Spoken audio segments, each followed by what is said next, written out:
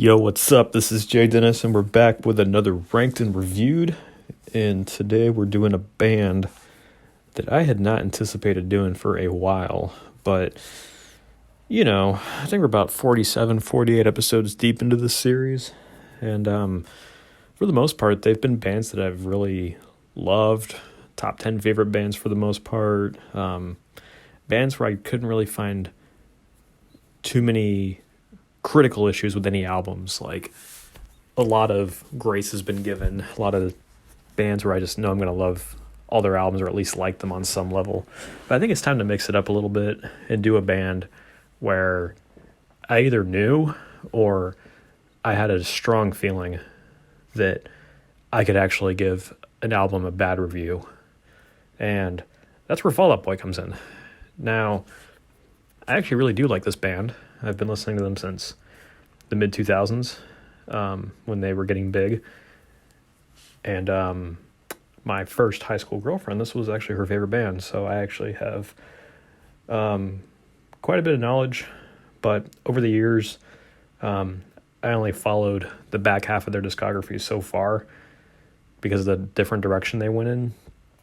But, 7 albums dating between 2003 up until 2018, and I don't think they've got anything new coming out anytime soon. So I want to go through a band where not only did I think it would happen, but it actually did happen, where there was no like four-way ties, there was no super consistency between their albums, quite a diverse range of sounds here, and I could actually pick it apart, be critical, be serious and authentic, and of course, be open-minded and not just assume that, just because they went one certain direction, I'm automatically going to hate the album. To put it into context, this might be the first video I've done where I've given an album lower than a 7.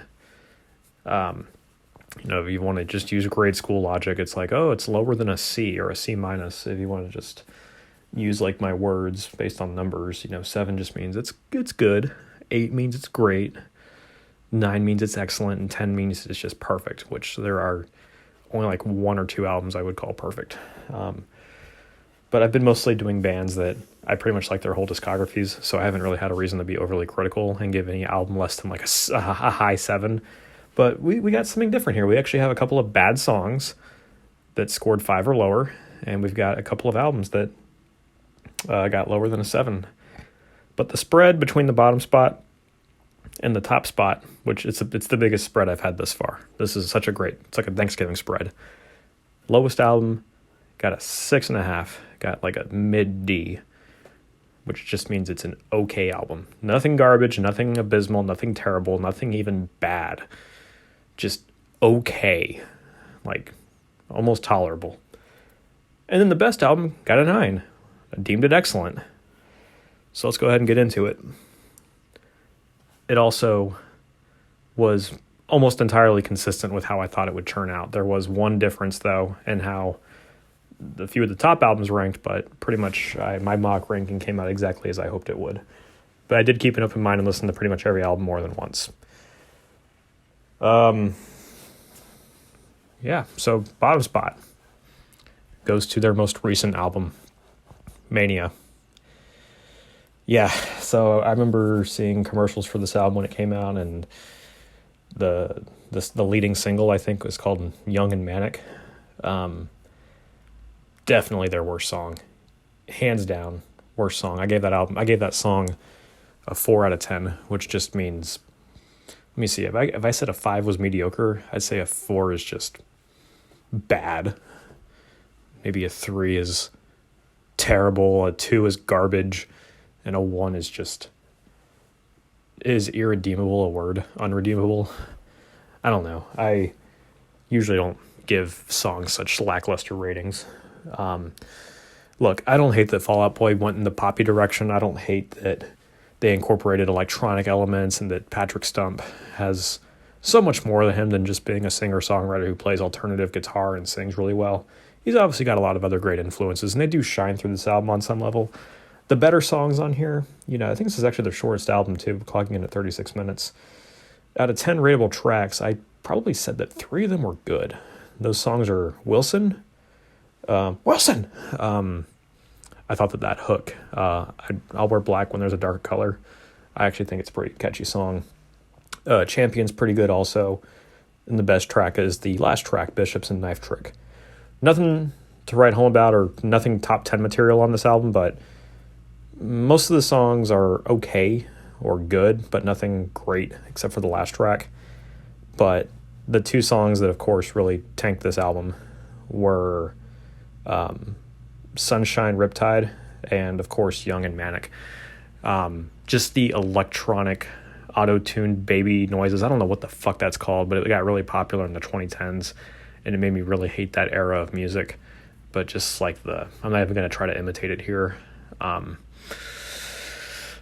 But yeah, the electronic break and the chorus of Young and Manic just totally killed the song. It's not tastefully done.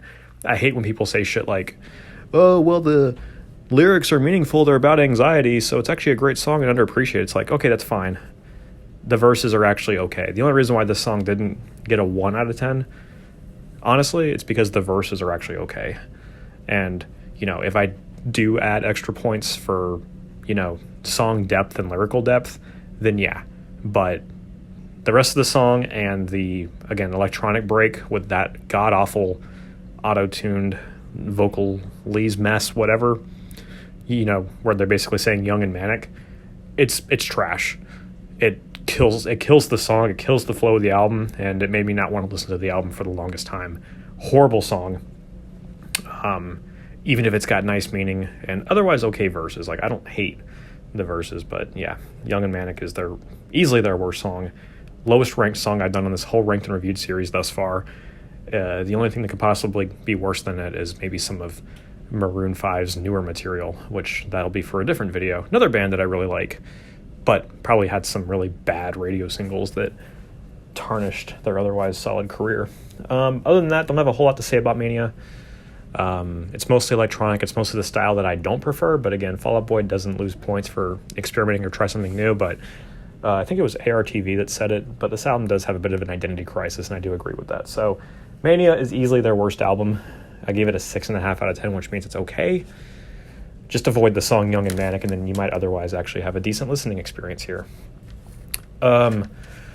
Number 6 spot goes to the previous album, American Beauty, American Psycho. Now, this is when I really knew that I wasn't a fan of this direction that Fall Out Boy was going in. Like, Save Rock and Roll is really the album where they really showcased and brought out the poppier sound for the first time, but American Beauty, American Psycho is where they really just totally ditched the guitars and just went full-blown electronic and just so poppy that they were even featured on like a bunch of like college football promos and just writing music for commercials and crap. So this album also has one of their other worst songs, which got less than a 6, a mediocre track. One of the lead singles, I think, Uma Thurman. Never liked that song. Don't care for all the samples that they use in it, and just beyond that, it's just not a digestible song. It's hard to listen to. The only part that sounds good, because Patrick Stump has always been a good vocalist, is, he's like, I can't move mountains. Like, there's a little hook to that, but just the rest of the song sucks. So, these bad songs do have little redeemable parts in them, which is why they're not, I wouldn't call them garbage songs, but they're just not good. They are either overrated, bad lead singles, or just otherwise inconsistent and just, really, I still feel like I'm being nice calling it mediocre. But I thought that I'd hate this entire album, but I didn't. Kind of like Mania, there are a handful of redeemable tracks on here, but it takes a while to get into it. The first couple of tracks I don't like. I think Centuries is an overrated single also, but it's nowhere near as bad as Uma Thurman. But it's just not great. I definitely prefer the guitars. I prefer the alternative sound to Fall Out Boy over the poppy sound. But it doesn't mean that there aren't good pop songs. I think The Kids Aren't Alright is actually a great song. It's got a great pre-chorus to it. And my favorite song on the album is the closing track, Twin Skeletons, the guitar work on that, where, they actually brought the guitars back, playing some really cool leads. It almost sounds like a little, like, I don't know if it's the key, the tone, or the scale they're using, but it sounds like Avenged Sevenfold a little bit. So I like Twin Skeletons, and I like Kids Aren't Alright. But the rest of the album can take a hike. I don't really care for any of it. I don't care for any of the singles that I've mentioned. So American Beauty, American Psycho got a low 7, like a C- almost. So it's definitely better than Mania because it doesn't have a song on there that's. If there was another Uma Thurman on there, then it definitely would have tanked the score further. But there's a little bit more to work with on this album, so there's more leeway for the rest of the album to be a little bit better. Now let's get on to the number 5 spot, which basically caps off this era of Fall Out Boy and my disdain for this particular sound. It's, of course, 2013's Save Rock and Roll album, which when it came out in 2013, I did have it. I didn't have the CD, but I think I might have torrented it or something. I don't recall buying it, but I did have access to the whole album. And yeah, this was like their big comeback album after like a 5-year hiatus. I thought the single, My Songs Know What You Did in the Dark, still holds up today. Still not one of my favorite songs, but it's definitely better than what you hear on their last 2 albums. My favorite song on the album is Alone Together, which is track 3. I like the hook, I like the key, I like the feel of it. I like kind of like the the hopefulness that's kind of entangled in the message behind the song. But Phoenix sounds like an epic opener, but it just kind of goes like right into like okay territory when like the electronics and stuff kick in. Like you think it's gonna be like this epic album. This album is not rock and roll by any means. I don't know if it was just ironically titled or what, but this album did not save rock and roll. It kind of killed it. So if they were going for the irony angle, whatever. But yeah, this is not a rock album unless they were really trying to embody like Elton John or Queen influences, which they clearly did. They had Elton John on the closing track. Not a bad feature, but not a great song. Other one of Fall Out Boy's worst tracks is on this album. It's called Rat-a-Tat. Annoying ass song. Courtney Love does nothing for the song. Annoying hook. And it's actually the song I think with like the most like rock sounds in it. So it's kind of annoying that would actually be their worst song. But no other songs really do anything for me on this album. Just My Songs Know What You Did in the Dark and Alone Together. Other than that, even if I've got some decent memories from 2013 to this album, it doesn't hold up. But it's still marginally better than the last 2. I actually gave this one a regular C. So I guess it's because there's nothing terrible on here except for Rat-a-Tat. So a little more consistency on this album. That's why it places above the prior 2 albums. Definitely easier. So enough of that era. Again, I don't hate the Fall Out Boy pop era, but it's definitely nowhere near as good as the 2000s, which we're about to get into. All right, coming in at the middle spot, we have Folly Adua. I think it's French or something, from 2008. It's their longest album. Also one that I was unfamiliar with, but I have listened to it a couple of times. And yeah, I definitely prefer the sound of this album over the last 3 I just talked about. There's more alternative stuff, but there's a little bit more theatrical stuff going on here. But it doesn't rank particularly high compared to the top 3 because there's nothing on this album that I really love.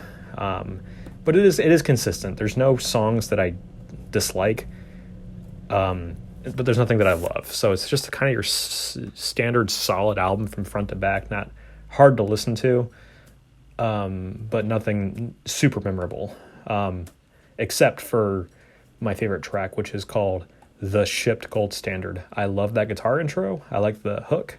I like the song structure and the way that it's written. Head First Slide is also good as well.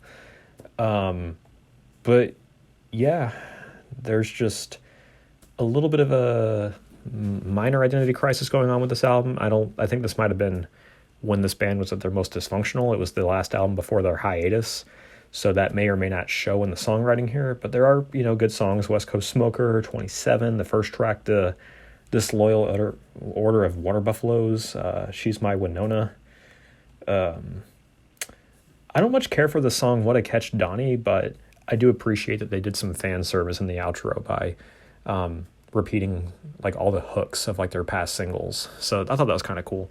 But I don't have a whole lot to say about this album except for if you're a Fall Out Boy fan and you haven't listened to it, give it a shot. I've listened to it a few times, but nothing that I love, but by no means something that I have like strong dislike for. So it kind of just sits solid in the middle, nice mix between some alternative material, some solid guitar work, and a little bit of the theatrical stuff that you heard in stuff like Infinity on High. And of course, best song is The Ship, Gold Standard. That could actually be a song that I really enjoy. Let's get to the top 3 now. Let's get to the really good shit, where we start to get into like 8 or higher territory. Number 3 spot goes to their first album, Take This to Your Grave, their first release. Kind of like Folly Adua, however the fuck you say that. Nothing that I love, but nothing that I find particularly weak, but I do think there were more redeemable songs on here. So this album got like a B-, whereas Folly Adua got, it's like a French thing, got like a C+. Take This to Your Grave got a B-. Take This to Your Grave, man. I mean, that's classic early 2000s alternative sounds mixed with a little bit of emo here and there with songs like Grand Theft Autumn, Where's Your Boy?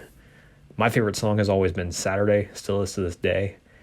It just, it sounds like a pretty solid first release from a band that's coming out and showing what they're capable of, but it's just not as refined as like their next couple of releases.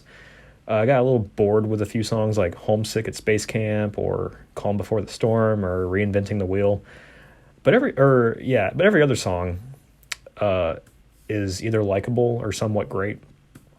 Pros and Cons of Breathing, I love that chorus, and the rest of the song's pretty solid too. But same thing with Grenade Jumper, another redeemable song. But it just doesn't hit the ground running or maintain that sense of freshness or hooks as much as like the top 2 albums. But Take This to Your Grave definitely did age well.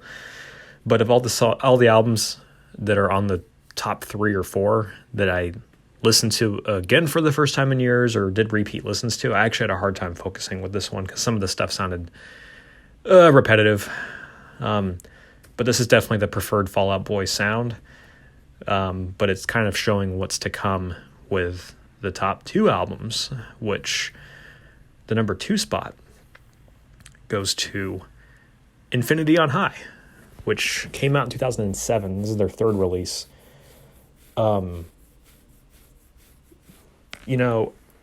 When this album came out and I was like probably a junior in high school, I thought it was a bit of a departure away from the previous album, and I just kind of overlooked it, didn't really pay attention to it. I was more into like metalcore and extreme stuff during those later years of high school.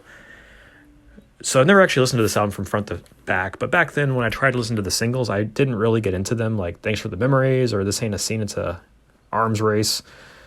But to me, this album aged really well. It's like that perfect marriage between some of the more theatrical stuff that you hear on Folly Adua.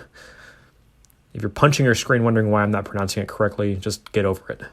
And of course, the alternative powerhouse that is From Under the Cork Tree. Infinity on High is a pretty nice middle ground between that. So Infinity on High really does give a lot of people who like, I guess, a lot of different sounds of Fall Out Boy everything they could ever want. It's still guitar driven, which I prefer. Opens on a solid note with Thriller, which is not a Michael Jackson cover. It's their own song. Just the chugs in that just sound great. I do think the chorus of This Ain't a Scene, It's an Arm Race, that song has aged well. I thought it was an okay song, but now I think it's great. I'm Like a Lawyer. I'm going to shorten some of the song titles because I didn't write them all the way out. Thanks for the Memories definitely holds up pretty well over time. And then my favorite song is Don't You Know Who I Think? Something. Yeah, to me, this is just a consistent album. None of the excellent stuff is on this album, but there's more great tracks on here than there are not. And that's why it easily sits at the number 2 spot. You got Thriller, This Ain't a Scene, all the singles are great. The piano track, Golden, is really nice. Fame, Less Than Infamy, another great track. It closes on a strong note with You're Crashing, but You're No Wave. And then I've Got All This Ringing. Last 3 tracks are solid. The Afterlife of the Party, all great songs. Only songs that didn't carry that momentum, but they're not weak tracks. They're just not great. The Takeover, Hum Hallelujah, Bang the Doldrums. yeah, 3 out of 14 tracks I can do without. A pretty good ratio there. This album definitely aged well. I definitely slept on it for way too long, overlooked it, so I'm really glad that I came back and gave it a shot. Easily their second best album. If there was any ties on this list, it was between Infinity on High and Take This to Your Grave, but to me, Infinity on High just has more consistency, more originality, and kind of aged better. Even though I technically prefer the sound of Take This to Your Grave more, I think Infinity on High really does tickle the emo bone a little bit more. And yeah, let's just go ahead and get to the number 1 spot, which I kind of always knew it would be, but when I do these rankings, I have to double check in case there's any surprises, because sometimes I've been wrong. But From Under the Cork Tree, their sophomore success, easily, without a doubt, their best album. If Take This to Your Grave and Infinity on High were B minuses, From Under the Cork Tree is an A minus. It is pretty much an excellent album, from front to back. Their most memorable, iconic singles are on here. It doesn't hurt that it came out in 2005, which was one of the best years of my life. Dance Dance and Sugar We're Going Down were huge singles and soundtracks to that. It wasn't until later, though, like maybe 6 or 7 years later, that I actually bought this album for $5 at Best Buy, and I listened to the whole thing from front to back, and I realized, oh my god, there are so many other insanely good songs on here. If I didn't limit my top 10 to like 3 or 4 songs from an album, I'd say probably 6 or 7 of my top 10 Fall Out Boy songs are on this album, From Under the Cork Tree. Because later on, you got 7 Minutes in Heaven, Sophomore Slump, Champagne for My Real Friends, and I Slept With Somebody in Fall Out Boy. Just those 4 songs in a row. All excellent. All insane guitar work. Especially like Champagne for My Real Friends. Just the chords that are used, the dynamics that are used with the guitar work and the drumming and just the style of singing. Like, Patrick Stump sounds better on the sound maybe than on Take This to Your Grave. The hooks are more memorable. The guitar work is more intense. It's catchy. It does have a little bit of that emo side to it too, but you just can't mess with the singles. Dance Dance and Sugar We're Going Down to this day are still some of the catchiest songs ever. The bass line on Dance Dance, the guitar leads here and there, just the sequencing of just that swing. Sugar We're Going Down, just that iconic riff, the hooks, not being able to understand. There's just something about the early to mid 2000s where, whether it was Blink-182's I Miss You or Sugar We're Going Down, just that kind of whiny singing, it still holds up today. Another great single is A Little Less 16 Candles, kind of like a more roided out version of Grand Theft Autumn in my opinion. But yeah, the consistency on this album is strong. The only song I didn't care for a whole lot was I've Got a Dark Alley, but still better than almost everything on their bottom 3 albums. But the rest of the album is like 8.5 and higher, and then there's actually a couple of songs north of a 9 on here, so this is easily their best album. They kill it on the guitar work, they kill it on the hooks, and that part of me where I say that alternative music, which just encompasses so many powerful feelings and nostalgia, this album checks off all those boxes. It checks off some of the same boxes that Sum 41's Chuck album does, Rise Against Suffer and the Witness, The Used in Love and Death. Just, again, that mid-2000s alternative boom. From Under the Cork Tree definitely is a huge album for that for me. So a lot of nostalgia, a lot of power, and it still holds up today. Still a solid, amazing album. Easily something I'd call excellent. So let's review from worst to best. Mania, American Beauty, American Psycho, Save Rock and Roll, Folly Adua, Take This to Your Grave, Infinity on High, and their best album by a long shot is From Under the Cork Tree. And my top 10 songs, which again I kind of limited From Under the Cork Tree tracks. But Shipped Gold Standard, Alone Together, Thanks for the Memories, Grand Theft Autumn, Don't Know Who You Are, Saturday, Champagne for My Real Friends, 7 Minutes in Heaven, Dance Dance, and Sugar We're Going Down. So yeah, their two of their biggest singles got their highest ratings, but a lot of the non-singles on From Under the Cork Tree definitely hang with those as well. So I want to thank you guys for watching. Let me know what you agree with or disagree with. You know, you don't need to come on here and say that, oh, you just hate pop music. It's like, no, I don't. I definitely appreciate it. It's just, for Fall Out Boy, I definitely appreciate their alternative days. And again, Patrick Stump, hell of a musician. He writes a lot of great music that's not rock, alternative, or emo or anything like that. It's just, some of the stuff didn't jive with me, man. But a few of the songs off of their last 3 albums were solid. But there were some songs that were not palatable. Like, pop music is very prone to being generic and, depending on what your preferences are, hard to listen to. So that's why it was ranked like this. But I do enjoy the band. I think they got a pretty solid body of work. And while they might not be one of my favorites, I would say that their best album is definitely probably in my top 100, maybe a little higher, albums of all time. So subscribe, check out the rest of the playlist. I will be doing more bands like this where there's a little bit more diversity in the rankings and diversity in the sounds as well. So that way there's not a sense of monotony going on. But check out the other videos, comment your thoughts, and I'll catch you guys on the next one. Peace.